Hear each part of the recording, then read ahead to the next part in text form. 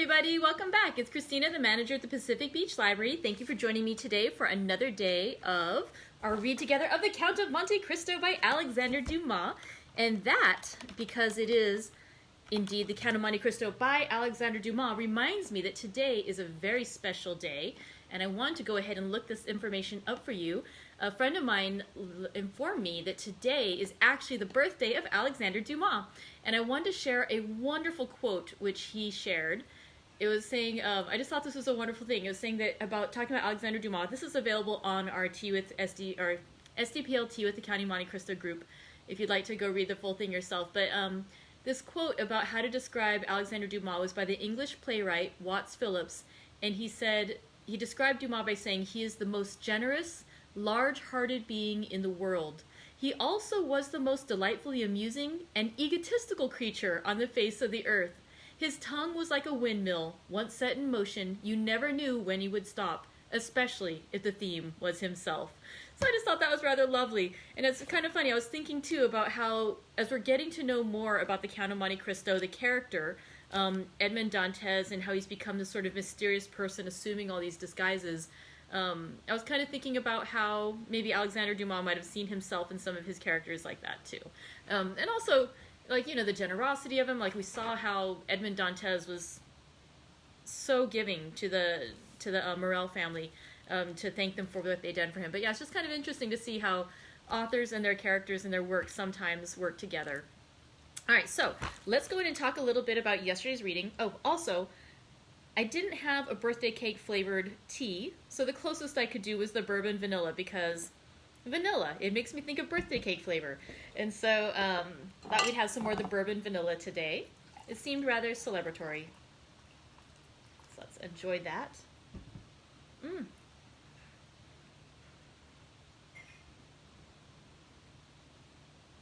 Delightful as always.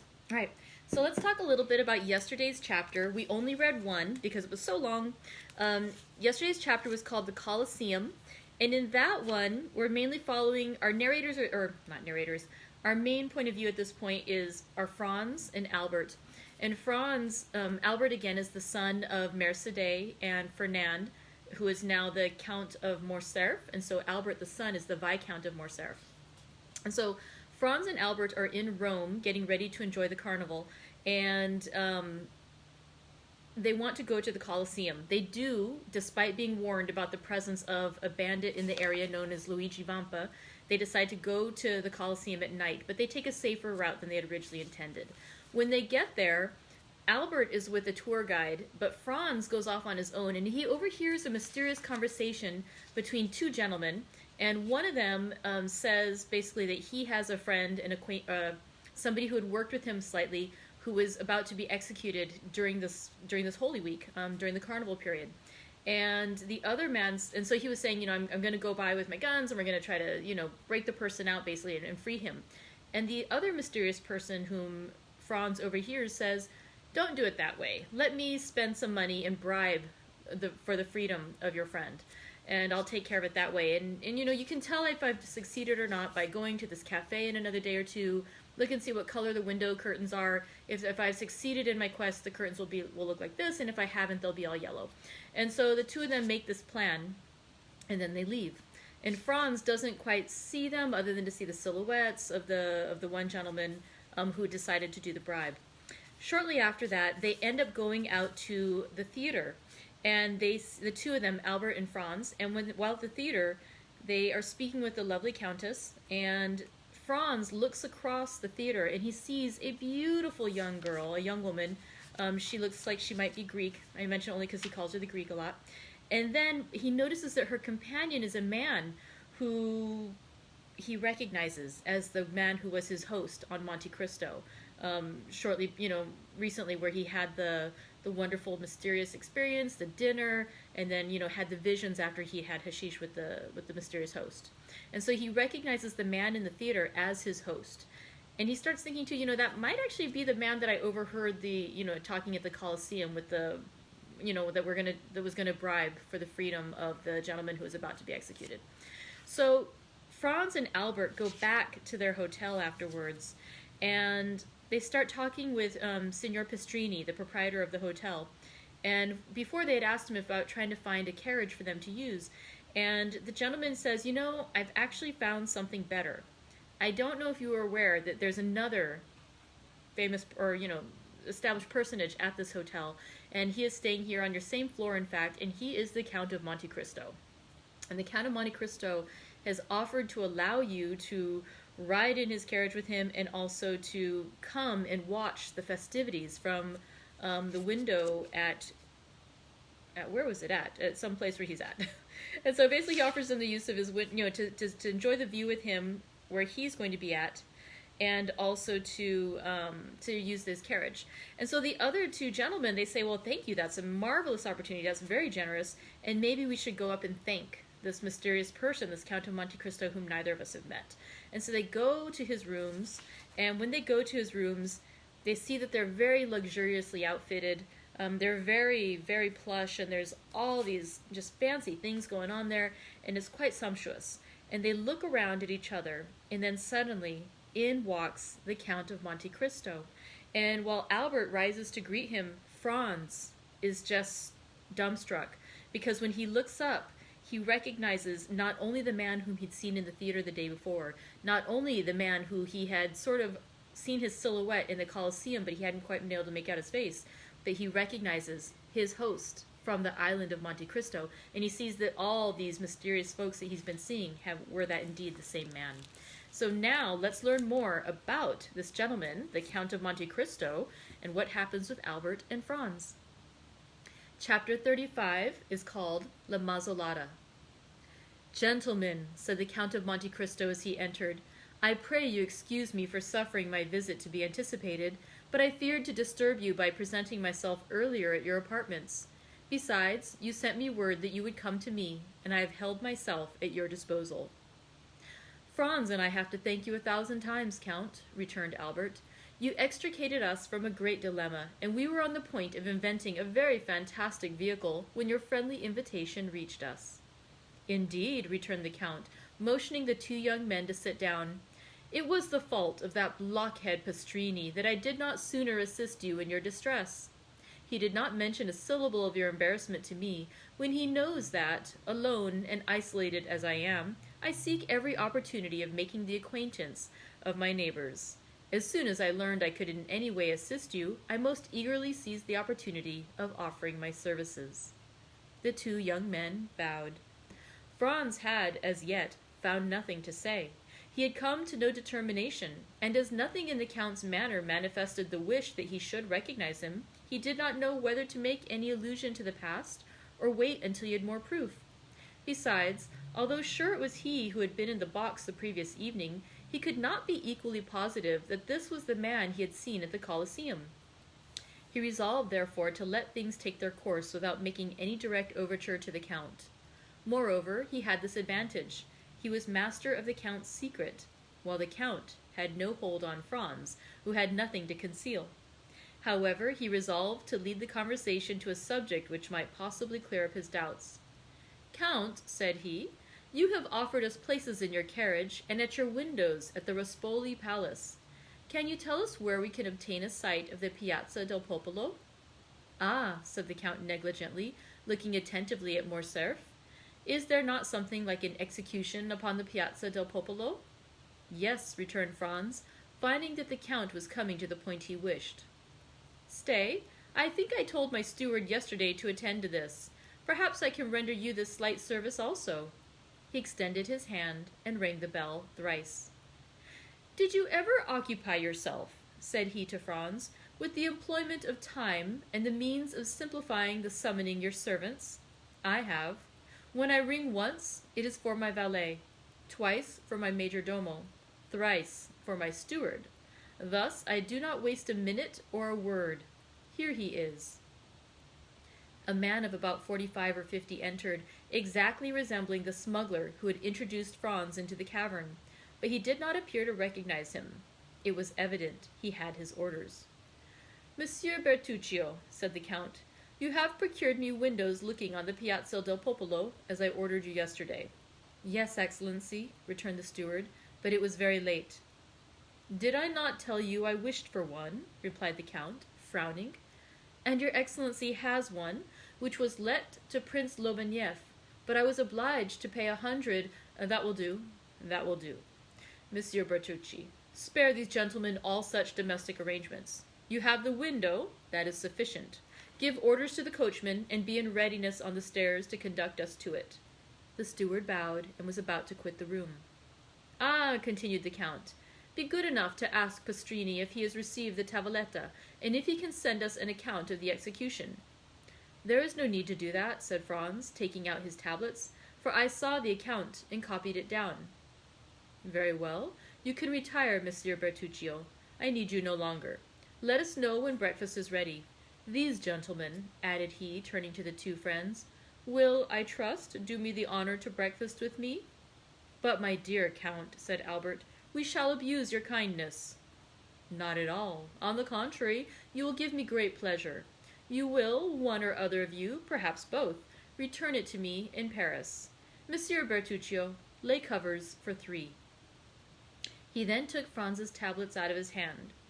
We announce, he read, in the same tone with which he would have read a newspaper, that today, the 23rd of February, will be executed Andrea Rondolo, guilty of murder on the person of the respected and venerated Don Cesar Torlini, canon of the Church of St. John Lateran, and Peppino, called Rocca Priori, convicted of complicity with the detestable bandit Luigi Vampa and the men of his band. Hum!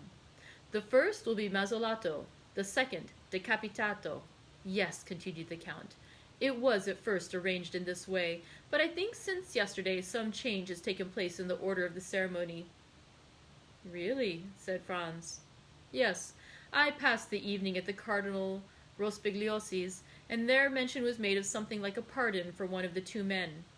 For Andrea Rondolo? Asked Franz. No, replied the Count carelessly. For the other. He glanced at the tablets as if to recall the name. For Peppino, called Rocca Priori. You are thus deprived of seeing a man guillotined. But the mazzolata still remains, which is a very curious punishment when seen for the first time, and even the second, while the other, as you must know, is very simple. The mandaia never fails, never trembles, never strikes 30 times ineffectually, like the soldier who beheaded the Count of Chalais, and to whose tender mercy Richelieu had doubtless recommended the sufferer. Ah, added the Count, in a contemptuous tone, do not tell me of European punishments. They are in the infancy, or rather the old age, of cruelty. Really, Count, replied Franz, one would think that you had studied the different tortures of all the nations of the world. There are, at least, few that I have not seen, said the Count coldly. And you took pleasure in beholding these dreadful spectacles? My first sentiment was horror, the second indifference, the third curiosity. Curiosity, that is a terrible word. Why so? In life, our greatest preoccupation is death. Is it not, then, curious to study the different ways by which the soul and body can part, and how, according to their different characters, temperaments, and even the different customs of their countries, different persons bear the transition from life to death, from existence to annihilation? As for myself, I can assure you of one thing. The more men you see die, the easier it becomes to die yourself. And in my opinion, death may be a torture, but it is not an expiation. I do not quite understand you, replied Franz. Pray explain your meaning, for you excite my curiosity to the highest pitch. Listen, said the Count, and deep hatred mounted to his face, as the blood would to the face of any other. If a man had, by unheard of and excruciating tortures, destroyed your father, your mother, your betrothed, a being who, when torn from you, left a desolation, a wound that never closes in your breast, do you think the reparation that society gives you is sufficient when it interposes the knife of the guillotine between the base of the occiput and the trapezial muscles of the murderer, and allows him who has caused us years of moral sufferings to escape with a few moments of physical pain? Yes, I know, said Franz, that human justice is insufficient to console us. She can give blood in return for blood, that is all. But you must demand from her only what it is in her power to grant. I will put another case to you, continued the Count. That where society, attacked by the death of a person, avenges death by death. But are there not 1,000 tortures by which a man may be made to suffer without society taking the least cognizance of them, or offering him even the insufficient means of vengeance, of which we have just spoken? Are there not crimes for which the impalement of the Turks, the augurs of the Persians, the stake and the brand of the Iroquois Indians are inadequate tortures, and which are unpunished by society? Answer me, do not these crimes exist? Yes, answered Franz, and it is to punish them that dueling is tolerated. Ah, dueling, cried the Count, a pleasant manner, upon my soul, of arriving at your end, when that end is vengeance. A man has carried off your mistress. A man has seduced your wife. A man has dishonored your daughter. He has rendered the whole life of one who had the right to expect from heaven that portion of happiness God has promised to every one of his creatures, an existence of misery and infamy. And you think you are avenged because you send a ball through the head or pass a sword through the breast of that man who has planted madness in your brain and despair in your heart. And remember, moreover, that it is often he who comes off victorious from the strife, absolved of all crime in the eyes of the world. No, no, continued the Count. Had I to avenge myself, it is not thus I would take revenge. Then you disapprove of dueling? You would not fight a duel? Asked Albert in his turn, astonished at this strange theory. Oh, yes, replied the Count. Understand me. I would fight a duel for a trifle, for an insult, for a blow, and the more so that, thanks to my skill in all bodily exercises and the indifference to danger I have gradually acquired, I should be almost certain to kill my man. Oh, I would fight for such a cause, but in return for a slow, profound, eternal torture, I would give back the same, were it possible. An eye for an eye, a tooth for a tooth, as the Orientalists say, are masters in everything. Those favored creatures who have formed for themselves a life of dreams and a paradise of realities. But, said Franz to the Count, with this theory, which renders you at once judge and executioner of your own cause, it would be difficult to adopt a course that would forever prevent your falling under the power of the law.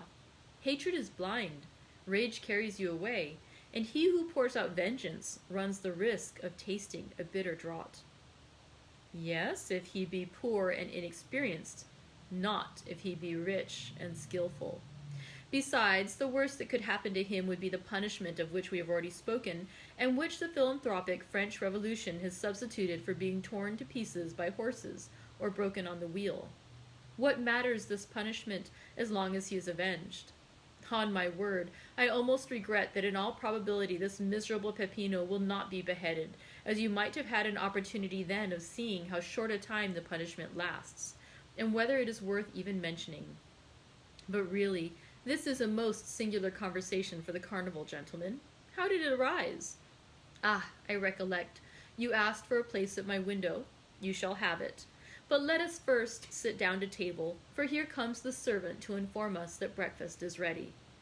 As he spoke, a servant opened one of the 4 doors of the apartment, saying, Al suo commodo.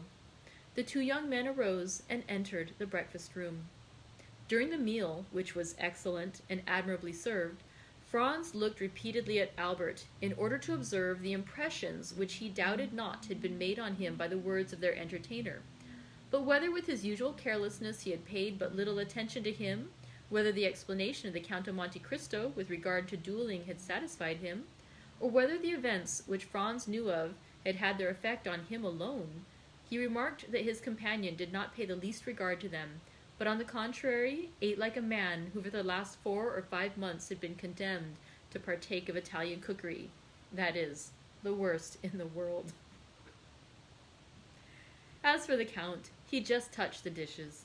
He seemed to fulfill the duties of a host by sitting down with his guests, and awaited their departure to be served with some strange or more delicate food. This brought back to Franz, in spite of himself, the recollection of the terror with which the Count had inspired the Countess G. and her firm conviction that the man in the opposite box was a vampire. At the end of the breakfast, Franz took out his watch. "Well," said the Count, "what are you doing?" "You must excuse us, Count," returned Franz, "but we have still much to do." "What may that be?" "We have no masks, and it is absolutely necessary to procure them." "Do not concern yourself about that. We have, I think, a private room in the Piazza del Popolo. I will have whatever costumes you choose brought to us, and you can dress there." "After the execution?" cried Franz. "Before or after, whichever you please." "Opposite the scaffold?" "The scaffold forms part of the fete." "Count, I have reflected on the matter," said Franz. "I thank you for your courtesy, but I shall content myself with accepting a place in your carriage and at your window at the Rospoli Palace, and I leave you at liberty to dispose of my place at the Piazza del Popolo." "But I warn you, you will lose a very curious sight," returned the Count. "You will describe it to me," replied Franz, "and the recital from your lips will make as great an impression on me as if I had witnessed it. I have more than once intended witnessing an execution, but I have never been able to make up my mind. And you, Albert?" "I," replied the Viscount. "I saw Castaing executed, but I think I was rather intoxicated that day, for I had quitted college the same morning, and we had passed the previous night at a tavern. Besides, it is no reason because you have not seen an execution at Paris that you should not see one anywhere else. When you travel, it is to see everything. Think what a figure you will make when you are asked, 'How did they execute at Rome?' and you reply, 'I do not know.' And besides, they say that the culprit is an infamous scoundrel who killed with a log of wood a worthy canon who had brought him up like his own son. Diable! When a churchman is killed, it should be with a different weapon than a log, especially when he has behaved like a father. If you went to Spain, would you not see the bullfights? Well, suppose it is a bullfight you are going to see. Recollect the ancient Romans of the circus, and the sports where they killed 300 lions and 100 men. Think of the 80,000 applauding spectators, the sage matrons who took their daughters, and the charming vestals who made with the thumb of their white hands the fatal sign that said, 'Come, dispatch the dying.'" "Shall you go then, Albert?" asked Franz. "Ma foi, yes.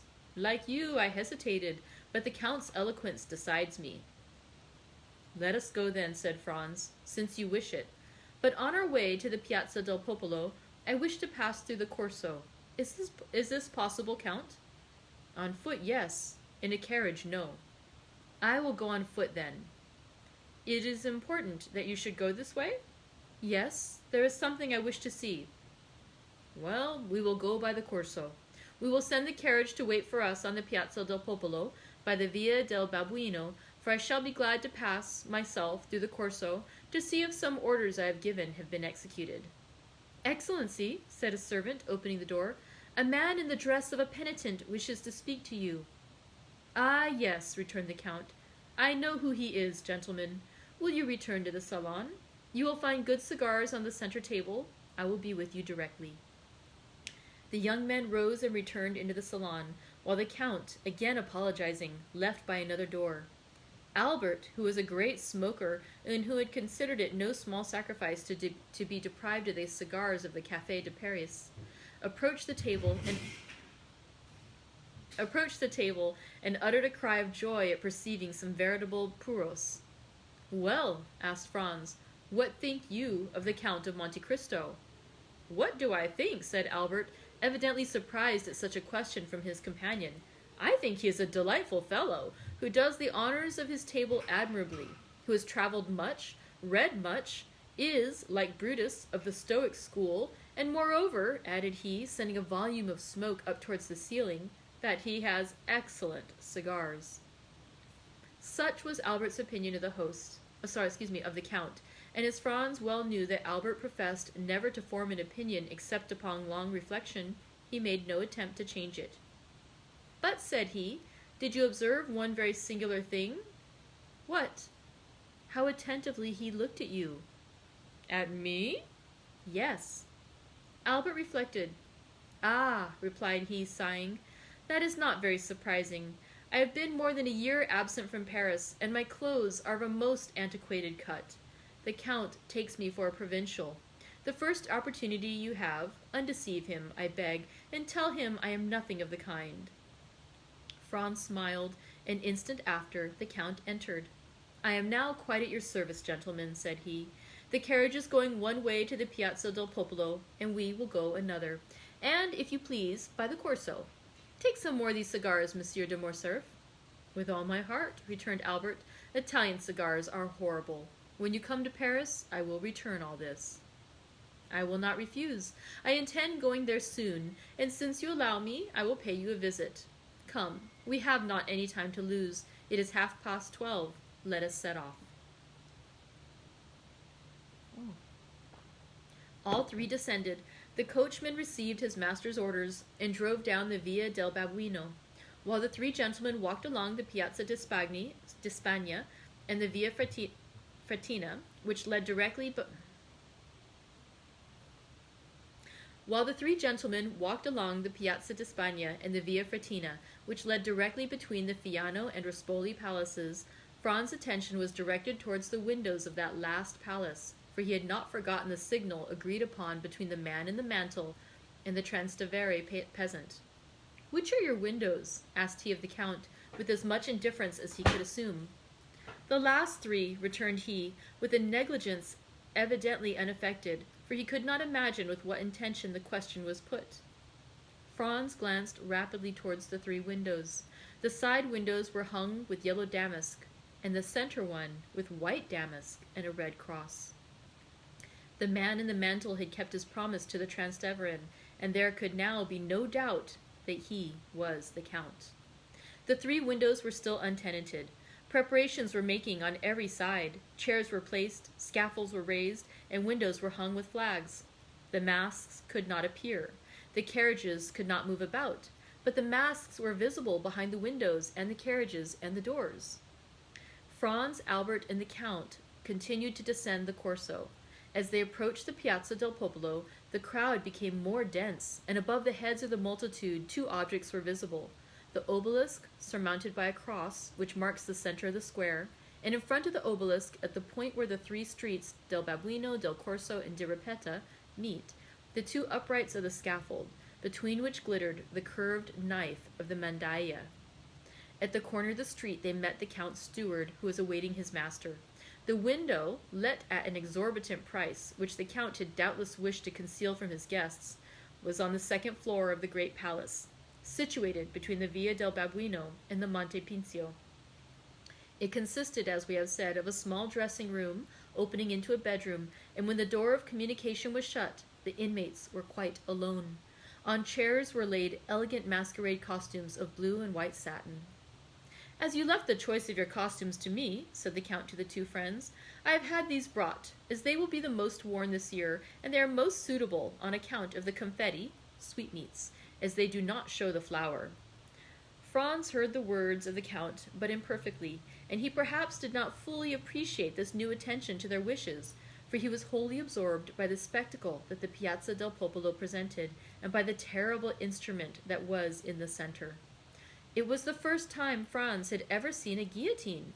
We say guillotine because the Roman mandaia is formed on almost the same model as the French instrument.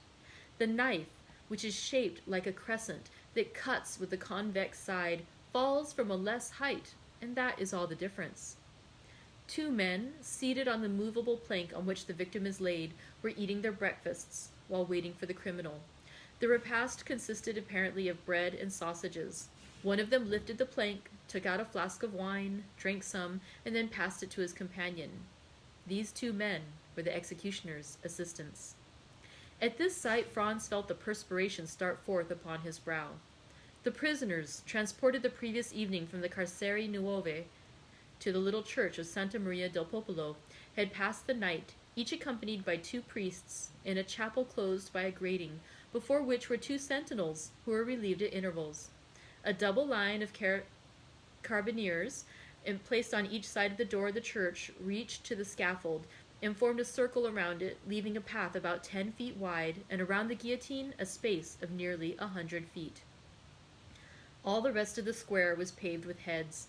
Many women held their infants on their shoulders, and thus the children had the best view. The Monte Pincio seemed a vast amphitheater filled with spectators. The balconies of the two churches at the corner of the Via del Babuino and the Via de Ripetta were crammed.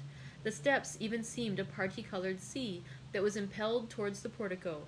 Every niche in the wall held its living statue. What the Count said was true. The most curious spectacle in life is that of death. And yet, instead of the silence and the solemnity demanded by the occasion, laughter and jests arose from the crowd. It was evident that the execution was, in the eyes of the people, only the commencement of the carnival. Suddenly, the tumult ceased, as if by magic, and the doors of the church opened. A brotherhood of penitents, clothed from head to foot in robes of gray sackcloth, with holes for the eyes and holding in their hands lighted tapers, appeared first. The chief marched at the head. Behind the penitents came a man of vast stature and proportions. He was naked, with the exception of cloth drawers at the left side of which hung a large knife in a sheath, and he bore on his right shoulder a heavy iron sledgehammer. This man was the executioner. He had, moreover, sandals bound on his feet by cords.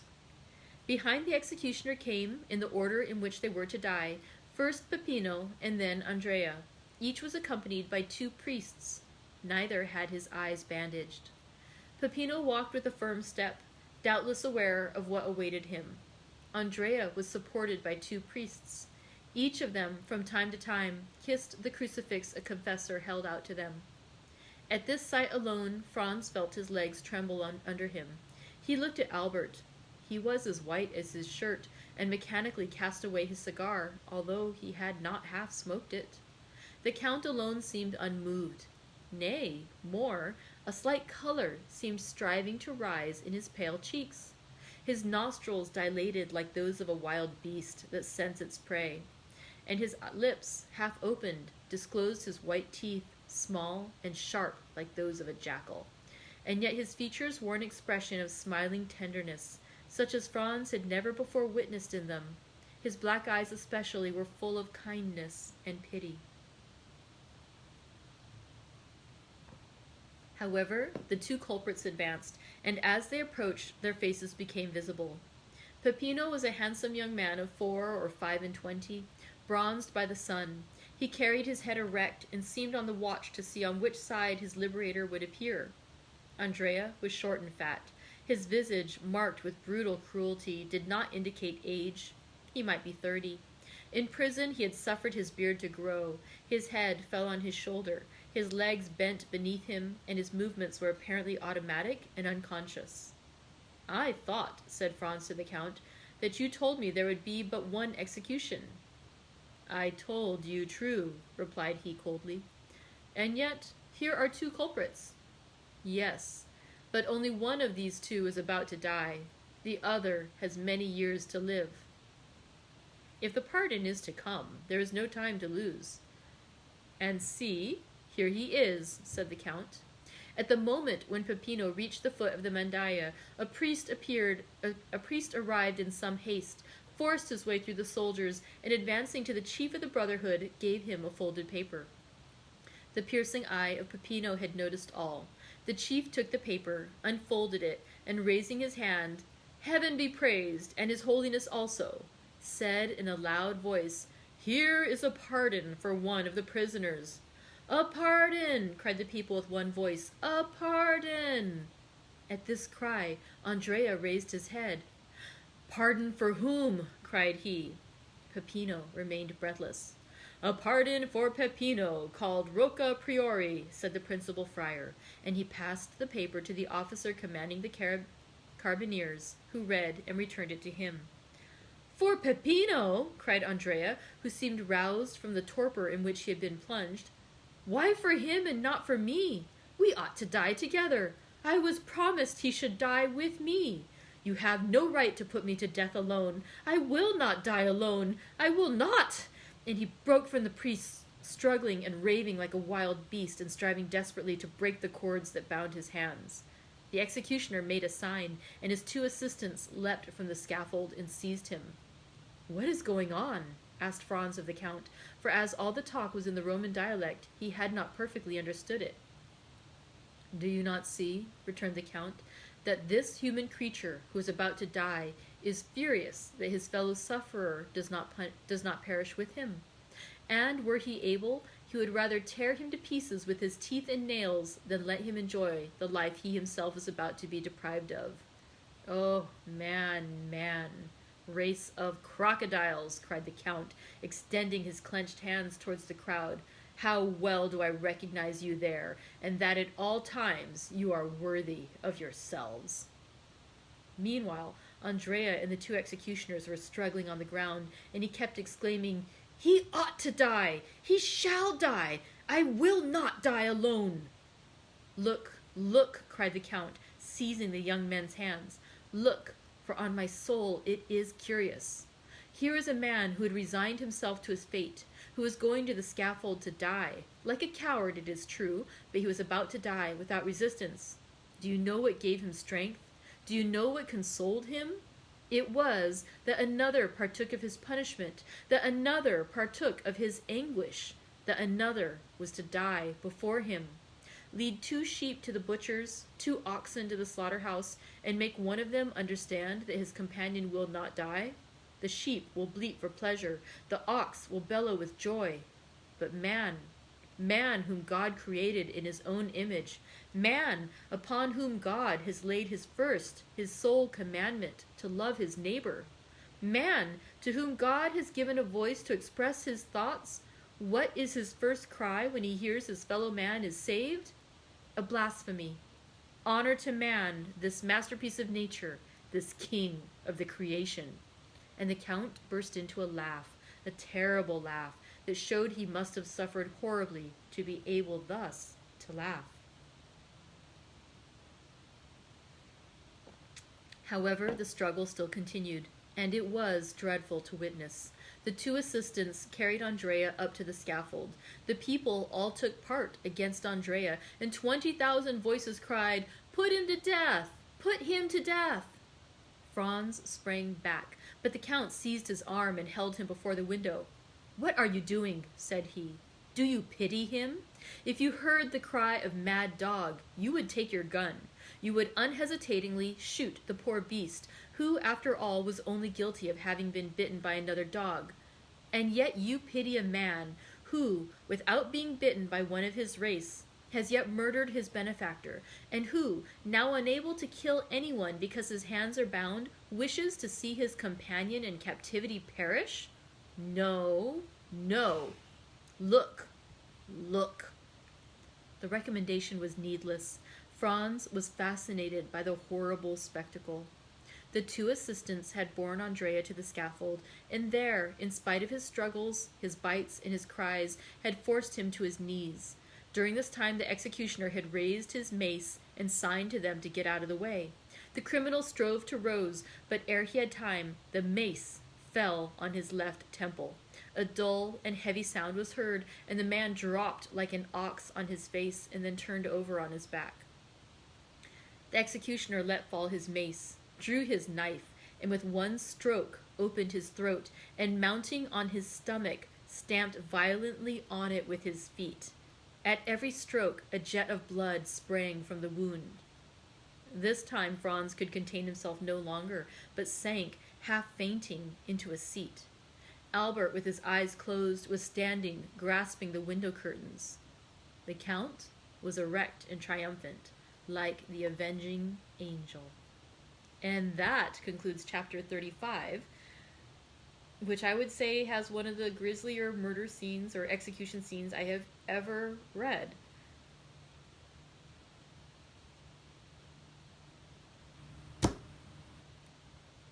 I'm just going to leave it at that. My mind is still replaying that image of just stepping on the chest and more blood just spurting out each time. Alexandre Dumas is a fabulously visual writer. But wow, that is a gruesome, gruesome thought to leave us with for the weekend. I am so sorry. We will learn more next week what happens. I'm sorry to leave you with that as our final note for the weekend. Okay. Thank you, Pam Stevens, for saying she's glad she finished her lunch before we read that scene. Yes, Yes, indeed. Wow, okay. So let's enjoy some tea and let's try not to think too much about the execution. Although, seriously, I just keep picturing the blood spurting up. I think I've got to go do something else right now. Okay. Okay. Wow. That was rather gruesome and amazing. Okay. So thank you very much for joining me for another week. That's true. Pam is pointing out it is no more gruesome than Game of Thrones. That is true, but yeah. I mean, is that really the style of execution, how they did this in Italy at the time? Or is this just, was it a botched execution because he was trying to escape? I'm actually going to have to look up that word. I can't remember what word they were using. The decapitato was obviously a decapitation of what would have been the other. But I mean, is this actually the thing that they were trying to do? Is this the intended method for what they were, how they were trying to do it? But yeah, beautifully vivid, quite gruesome, and okay, I leave us on that note for the weekend. I'll see you next week for more reading.